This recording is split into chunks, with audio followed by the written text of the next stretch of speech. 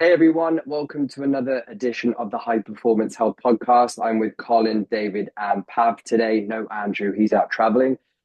One thing that we tend to do week after week is always kind of focus specifically on one area of fitness and health and well-being that we think that you guys would find helpful and enjoyable, and hopefully you always do. I know that I get a lot of feedback from the podcast. Today, we're going to take a slightly different approach. And rather than us choosing the topic, we've asked you guys to choose the topic on your check-in call. So we've got a list of specific questions I think are excellent. I think it's going to be beneficial for a lot of people listening to this to just listen along and hopefully take in a lot of useful information, because I know the four of us, we have a lot of years of combined training age. We've addressed probably every different possible scenario in a gym, working with people all over the world. So I'll get started. I've got a couple of really good questions to kick off from a client of mine. I'm not going to mention their name because yeah. So when should a person training or lifting be focused on hypertrophy?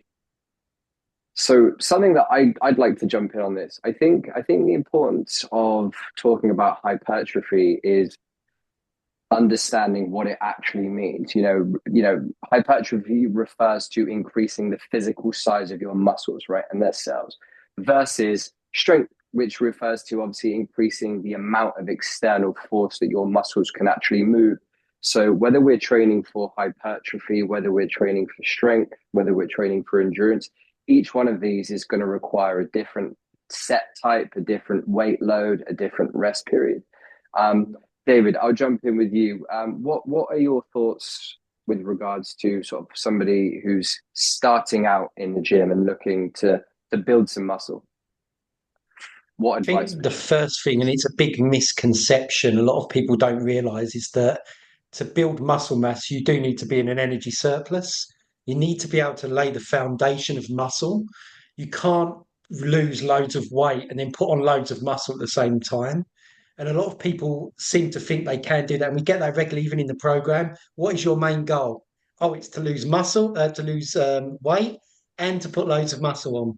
So what you've got to do really is start looking at how you can maybe periodize the program if you want to do both, which means then you've got to be in a surplus, lay the foundations of muscle, and then you go through a cutting phase where you'd reduce it, but hopefully try and maintain as much muscle as possible. But in terms of improving, increasing strength, I think, and muscle, they are two different things, increasing muscle size. Um, but we should be, particularly as we're getting older, and a lot of the people on the program middle aged, getting a little bit older, we should be looking to keep and maintain that muscle as much as we can. Eating carbohydrate, having enough energy around them training sessions. Even if you are trying to lose body fat, I would still try and make sure that you do good quality training. So you've got the energy around training, that you really work hard in training, and then you can actually then benefit from that greatly moving forward in your health. So most people should be looking at building muscle mass, I think, but in a weight loss plan, maybe they need to start executing a periodized plan more. I would say that's the kind of the only kind of the fly in the ointment really. That's the different goal where you should be looking at maybe periodizing it. But most Yeah, people should be looking at strength training and increasing muscle mass. I think it's worth knowing as well that training for hypertrophy and training for strength are interconnected, right? Because they do occur at the same time. When you're thinking about when you train for hypertrophy, the increased muscle size can increase your strength. And conversely, the ability to move heavier load during strength training will obviously lead to your muscles getting bigger. When it comes to, Colin, this is for you. When it comes to, let's say somebody wants to come in and build strength training program, obviously with time parameters, how would you kind of discuss the time parameters around a strength program, i.e. regards rest in comparison to sort of building muscle? Um, yeah, I mean, I guess if someone wants to build strength, I guess, yeah, you kind of need to um drum that down a little bit to be more specific in terms of overall strength, which, as you just said there, is very intertwined with building muscle. You can kind of, you can kind of you can build strength basically in any rep range. It's like you can build muscle in any rep range, but it depends. Are we just trying to build general strength, or are we trying to build strength on specific exercises because maybe I want to compete in a powerlifting competition or something along those lines? In which case, then yeah, we do need more specific exercises incorporated as opposed to just a general strengths. But yeah, in terms of time, it's obviously we need more longer rest periods when we're concentrating more on strength, and we're going to be working more in lower rep ranges. So again, it's kind of just being efficient with the movements we choose, the accessories, and not then overloading on a bunch of volume that's not necessarily going to help us increase strength, whereas it's just going to cause more fatigue. I hate strength training programs. I've done it so much. I mean, when you're looking at 3 to 5 minutes rest per set, people really don't appreciate how much time. I remember working in a gym once over Christmas, and I literally see a guy doing sort of 3 rep max on his deadlift. He would sit down in between each set and start writing Christmas cards. It's a vision that always just sticks out in my mind. Pab, kind of on this as well, last question with regards to this to you. What do you think is the most important for Joe Average? Should it be hypertrophy training, or should it be training for absolute strength? Was the second one hypertrophy training or Training for just absolute strength, just improving their strength, overall strength? Which do you feel is the most? I personally, for absolute maximum strength equals powerlifting type of 1 rep max. It's not something I do myself, and it's not something I would find myself in a position to recommend to anyone. For simple reason, I don't do it. I just don't find comfortable lifting as heavy, crazy 1, 2, 3 rep max. So I would not be able to answer that question if there are any. But when it comes to general strength, we're talking probably 6, 8, up to 10 rep ranges. I think how to put it? When you want to build muscles, when you want to lift for increasing muscle mass, you need to have certain amount of strength. So I normally do, I always start with, let's work on general, I call it the general strength. We start with lower rep ranges. Obviously, first thing I always say, forget the load. Pick whether you 300% comfortable to lift and focus on execution. And then gradually start to add. And after first phase, lean towards high reps, weights. Sometimes weight drops and sometimes doesn't because strength increases, and usually clients are able with the same load actually do 12, 15 reps. So I kind of phase it this way, and I totally forgot what was the original question. Which do you think is the most beneficial for people? Strength training or hypertrophy training? Yeah, again, it depends on the goals. Yeah, if somebody is really just trying to be healthy and trying to do be functionally healthy, be able to play golf, tennis, hike, or whatever people like to do, I would always kind of find the balance. I would definitely do strength orientated training. I'd like to say no less than twice a year. Yeah, so if we do cycles, at least once a 6 months, I would focus at least for four weeks at least for strength. And then repeat purely strength training. So we're talking here probably rep ranges 5 to 8, 6 to 10, maybe. Rarely I would go over 12, at least twice in a 4-week period a year. So let's say 8 weeks a year. And then I would go into, further hypertrophy if the hypertrophy is kind of more priority. But with the clients that I mentioned who just physically want to function well, I would roll it like, strength, hypertrophy for about maybe 4 to 6 weeks strength, then maybe twice 4 to 6 weeks, so talking 8 to 12 weeks hypertrophy, and then I would lean back to strength again and kind of roll it this way. Yeah, so that's my kind of thought process. The next question, I'm going to throw this to you, David. How, when and what to eat before and after? Now, the person that's asked the question he hasn't given the information in terms of resistance or cardiovascular training. I know he doesn't do any cardiovascular training, so I'm going to go down the path of resistance. This guy, somebody that's 175 pounds, very lean, very strong, trains at home, very, very dedicated, exercise compliance is super high.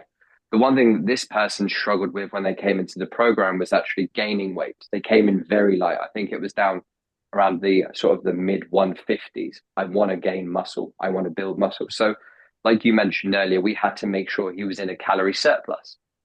Now, people who come into these programs who are normally struggling to gain weight, part of the reason they're struggling to gain weight is because they have no interest in eating. And I think just as important it is if you are trying to lose weight, you have to be tracking your calories. I believe it's just as important if you're gaining weight to try and also be tracking your calories as well to make sure you're in that surplus, like you mentioned. What and when do you think are the best times to eat, especially sort of pre-workout, post-workout, and sort of nutritional timing throughout the day? David, over to you. Yeah, and also that sort of client also has the misconception that carbohydrate is bad for you, and that's it. So when you have someone who wants to gain mass, I can't emphasize the importance of how important it is to have carbohydrate after exercise, because as soon as you finish exercise, firstly, your sugar levels are dropping. And also the insulin effect that having carbohydrate has on your blood sugar also helps with the protein and it helps the amino acids absorption and allows your protein synthesis to occur. So by training and not eating any carbohydrate after exercise, unless you just want to completely lose mass and that's it, and just lose muscle, everything, and just wilt away, every single person really should be having carbohydrate after exercise. Of course, you need protein as well. And I try and recommend that window of 30 minutes to an hour afterwards. You should be looking at a minimum 30 grams. But for most people with higher body mass sizes, probably 40 grams, maybe even 50 grams of protein. And then also the carbohydrate. Incidentally, the carbohydrate that you have post-exercise is often associated with what we consider the bad carbohydrates, the things that are high glycemic, the things that are going to go into your bloodstream quicker. So things like your white rice, your higher glycemic foods, they're going to uptake, your insulin spike is going to be more abrupt, and then that protein and synthesis is going to happen a lot more effectively. And you kind of speak to people as well, that when they're kind of going through this fasting phase and they don't eat nothing around their training quality is terrible. And then they have a bit of carbohydrate and they suddenly go, wow, I trained brilliant today. And I'm like, yeah, because you had good recovery. So that's post. In terms of pre, the opposite with carbohydrate, more slow, I'd say slow absorbing. Everyone's got different gastric emptying rates. Everyone's got different intestinal absorption rates. So the timing for one person like yourself could be very different from me when we eat. So that's got to be trial and error. I would say stay away from the two Fs around training, fat and fiber, because if you have fat and fiber around training, they're going to cause intestinal problems, gastric problems. Fiber hinders absorption, fat hinders absorption of carbohydrate and protein.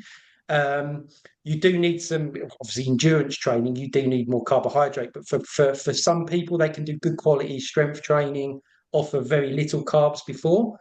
You're not expending loads of calories. You're not going to be, needing huge amounts of glycogen storage.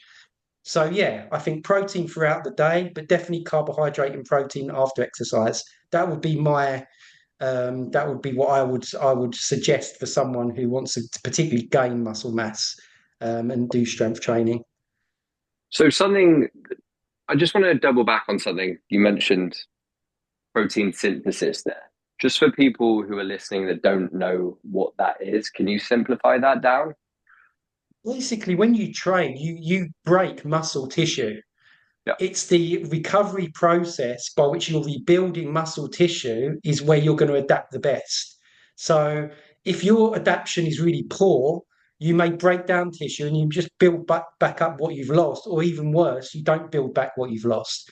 But a good building blocks, good process of protein synthesis maximizing it will mean that when you build back what you've broken down, it will actually build stronger and better, hence muscle size and strength, which are coinciding together really, because cross-sectional area muscle is directly related to strength. You can get a little bit more efficient at certain exercises and get stronger, but your muscles will tend to be stronger as they get bigger. So we need to make sure we maximize protein synthesis. And to maximize protein synthesis, you need insulin when you have the protein. And that insulin is going to be through carbohydrate. And that's how it works. Okay. That's awesome. That was a great answer to that question. When you're working with clients, Colin, what what kind of protein targets are you working with on a daily basis in terms of the number that they should be hitting, and how much do you kind of stress the importance of that, making them more aware that that is the number that they should be chasing? Yeah, I mean, for a lot of the guys, or just people in general, I guess, if you've never had any experience tracking your food and you just eat, what you want or when you want. And a lot of people, I think, have the idea of, no, I do eat a lot of protein because I have maybe my main meal of the day has protein, in it. But when they actually look at the numbers, they're always quite low. And so generally, I'll try to set a target depending on the person and their starting point. I aim for a minimum of 0.71 grams per pound, which is around 1.5 grams per kilogram. Now, that's, anything above that upper limit, there doesn't seem to be any additional benefits beyond that number. So I'll try to just, as long as we hit that, then we're covering our bases. But for people maybe who have 40, 50 pounds to lose, that's a little bit harder to figure out that number. So in that case, then maybe we'd go even a little bit lower, but it's more kind of then based off of lean body mass, or sometimes we can use someone's height as a proxy in centimeters. So if someone's, let's say, 170 centimeters, we could just use 170 grams of protein as a rough guide if they're maybe over 30% body fat. So there's several different ways of figuring out the number, but ultimately for most people, we just need more. And so we can get closer to those numbers, closer to that upper limit, then we're kind of, covering our bases, and we're definitely improving and doing better than what we previously had. So I think once we kind of figure out the numbers, then to practically, make sure people are getting protein, we just want to make sure that we have a good idea of what foods have protein in them and how I can get protein and how I can get protein throughout my day. And as David's saying, make sure I can get protein around my workouts as well. So it's not just the 1 or 2 sit-down meals I have per day, but it's all the snacks in around that. If I'm having protein shakes or protein bars or protein yogurts or whatever, but either way, figuring out ways of getting protein in throughout the day. It's something I find really interesting. People have no idea.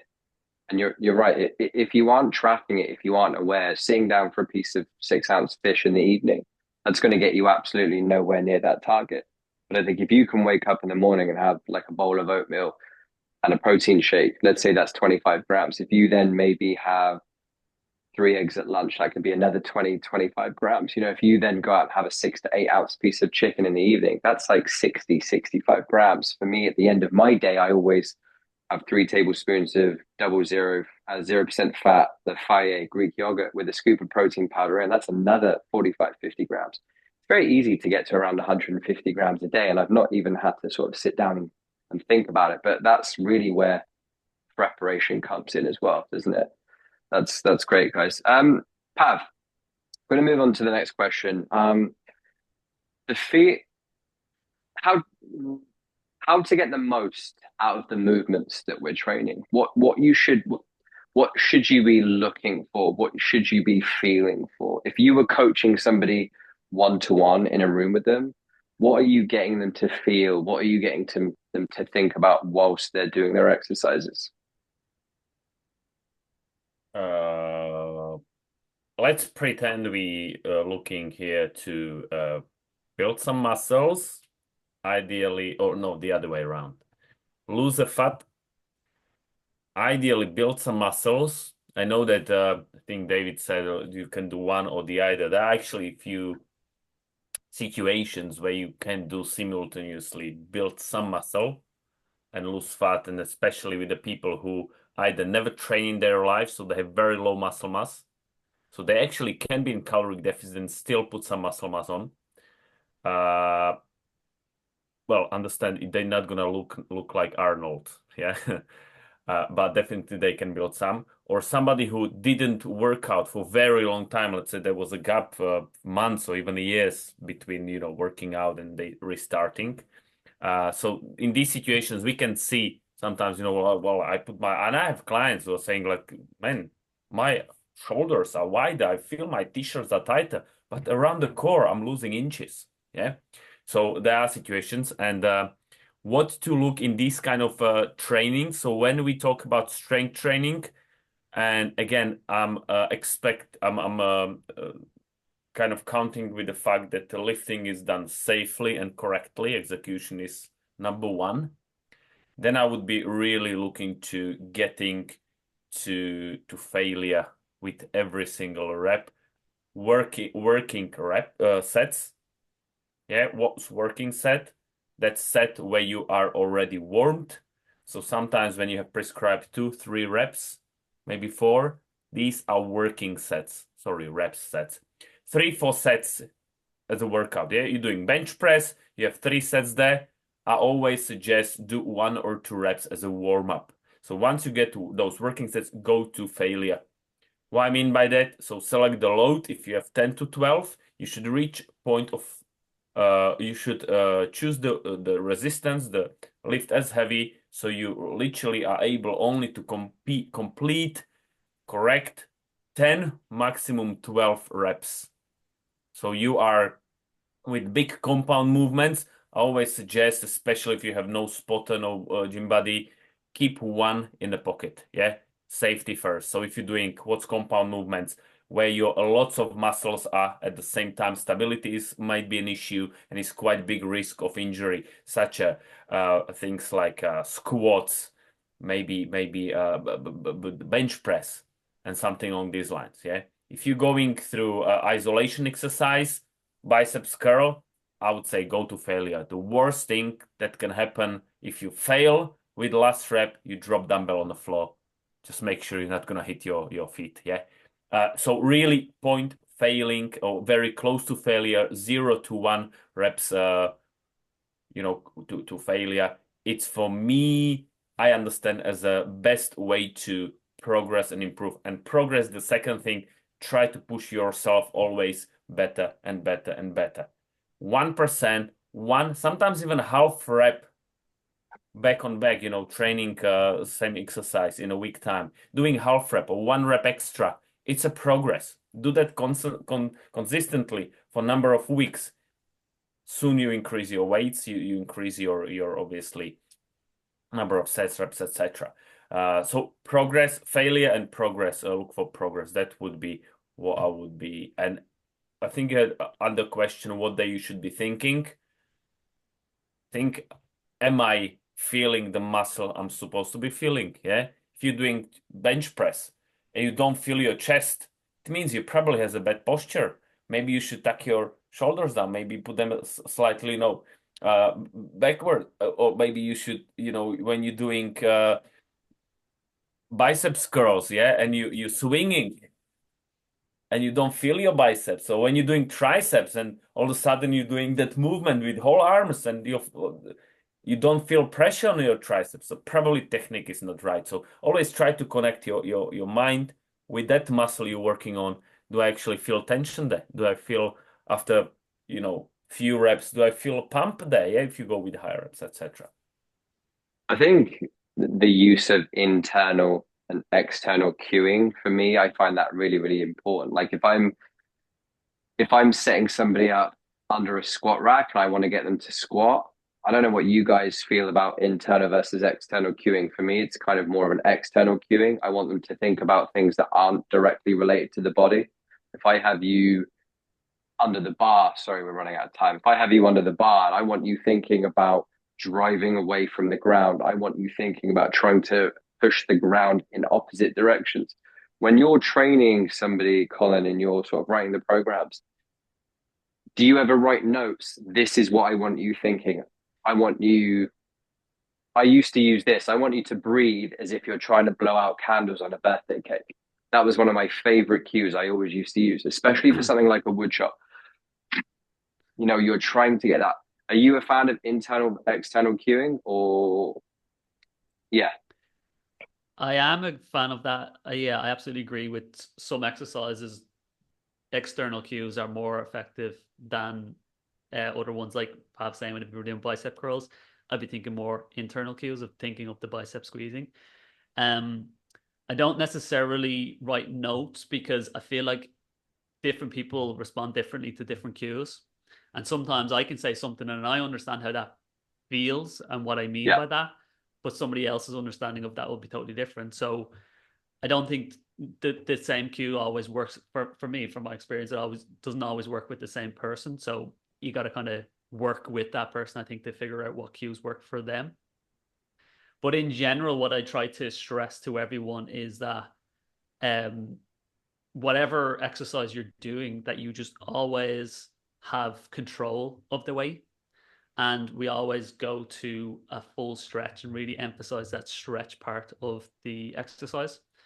And then on some exercises, like you said, with like a squat or something like that, where people might say, I'm not really feeling it in my legs or my glutes or something. And it's like, in some situations like that, whether you are feeling it or not, the muscles are working. You wouldn't be able to do the movement otherwise. So for sure they are working, and you'll probably feel it tomorrow and the next day, and then you'll know if you did it. And just actually on that, the DOMs you get a day or two after, if it's a new exercise that you're doing and you get DOMs the next day or 2 days after in the muscles that you were supposed to be training, then it's almost guaranteed you definitely did do it effectively if you're feeling it.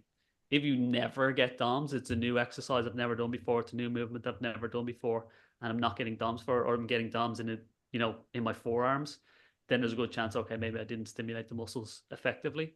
So there are a few kind of signs, I guess, of knowing if I've done it correctly or not. But in general, yeah, as long as you have the weights under control, you use full range of motion, and we get close to failure, then it's pretty much guaranteed we're doing all we can do. Yeah, I massively agree with that. That's why for me, I always tend to stay away from strength training, because I feel that when we're working with general public, just the members of general population, giving them things where they're working, 3 rep max, there's absolutely no way in my mind I'm confident that they're executing that correctly. I would always much rather think they're going to get more benefits from actually building muscle than training for absolute strength, unless they're trying to go in for some kind of powerlifting competition. We're running out of time, guys. I've got one more question. It's something that David put on the group. The most effective ways of warming up before a workout. Now, I am an absolute mobility junkie. For me, it's mobility, mobility, mobility all day long. Doesn't matter who you are, doesn't matter what your background is. I still fight with people that want to get on a cross trainer for 5 minutes and do a little bit of warm up. I personally don't like that. I feel that's a bit of a waste of their time. The whole, raising your body temperature. It's actually, for me, it's about practicing the movements of what you're about to do, working the joints of the muscles that are about to get worked. What are your thoughts on that, David, in terms of the most effective ways of warming up, and how do you do it with your clients? Yeah, I agree with what you've said. I think the best way to warm up is to do the movement patterns beforehand, maybe at a lighter weight. There are some standardized things as well, like raising your heart rate has to be done, preparing yourself mentally as well for the workout. There can be certain things that people go through before they work out to prepare them. Um, and then you've got to look at the movement pattern of the individual themselves. So there could be a warm-up pattern that someone needs to do before they work out that may be different for someone else, even though they're just about to do the same exercise, because one person has, say, tightness in certain muscles and the other person has tightness in other ones. So there's a bit of, I guess, standardized warming up. But for the most part, I think it's got to be bespoke to the individual. And also, it's got to be in line with what you're preparing your body to do. So Yeah. I think, you know, there's definitely a balance there. It's amazing, even at the top level, like footballers, they still go out and do the standard, swinging the legs, get on the pitch. You know, I'm talking more about Arsenal, Liverpool players here, not Chelsea. We're above that, but yeah, it's kind of, you know, people just still do the standardized kind of thing, and sometimes you need to look at what you've got and what you need to do before you go into the gym. I did the Exos mentorship, and it's all about, you know, the soft tissue work. It's all about the pillar prep, mobility prep, and the plyometrics. But you're absolutely right. I'm fortunate enough to go to a lot of American football games, and the strength and conditioning coaches with the American footballers on the field is night and day above what I see with footballers just swinging their arms around and doing some fire hydrants and stuff. And then Sometimes we their wonder, intensity's not high enough as well. no, I find that the absolutely, intensity's not a top, say, Tour de France cyclist, before they go on the time trial, they do 45 minutes on a bike beforehand just to get ready for that hard effort. We see 45 minutes as a workout. They see it as the absolutely, warm-up before they go into it. And the top level kind of American footballers are probably the science in America is usually 10 years ahead, 15 years absolutely. ahead of most other places in the world. And they're vigorous warm-ups beforehand. You've got to really prepare yourself ready for exercise, otherwise you're going to get injured. And if 100%. that means doing, say, a bench press and going up gradually, that's the movement pattern you're going to do. So go up gradually. Don't go straight into a set of, you know, 5 to 6 reps, maxing out. Firstly, you need to warm up your body for sure. It's important. What are your thoughts on this, Colin? How do you run your clients, whether it be face to face or online through a warm up? What's kind of your sort of methodology? Yeah, methodology is passive warm up, general warm up, specific active warm up. Sorry, passive, active, and then specific active. So, like you just said there, a lot of people will start in the gym. Maybe they start with a jumper or a hoodie on because it's cold. And then, like say, once they start to get into moving, getting the heart rate up, maybe the jumper can come off. But then eventually, then we go into specific warm up, aka what's the movement we're about to do. And then, like David said there, then you're building up in the first few sets. But you can literally just go straight into that. But you know, make sure that we're warm, and then the heart rate is getting up. And during the warm up sets as well, there doesn't need to be a whole lot of rest because again, we're just building in the movement pattern. And yeah, getting the heart rate up, getting the joints loose, getting them ready for the first working set. I I think the wouldn't most spend important loads of thing, time on it though, because again, no, if you're spending ages on it, it's just accumulating fatigue. You're going to eventually have mental fatigue towards the end of the workout then as well. You're not going to get as effective a workout then. absolutely. That's what I was just about to say, exactly the same thing. If you have 45 minutes, your warm up doesn't need to be 22 minutes long. Your warm up, we want to get this done really sort of 5, 6, 7 minutes and then bang straight into the workout. Guys, I thank you so much. We've literally got 30 seconds left, so I don't want to end with Pav talking and us to get cut off. So I appreciate that. Everyone listening at home, I hope you enjoyed that today. Hope you took found some of that useful, and we will see you all on the next podcast. Guys, appreciate your time, and I'll see you next week. All the best. Yes, bye. Bye, guys. Bye Bye. bye.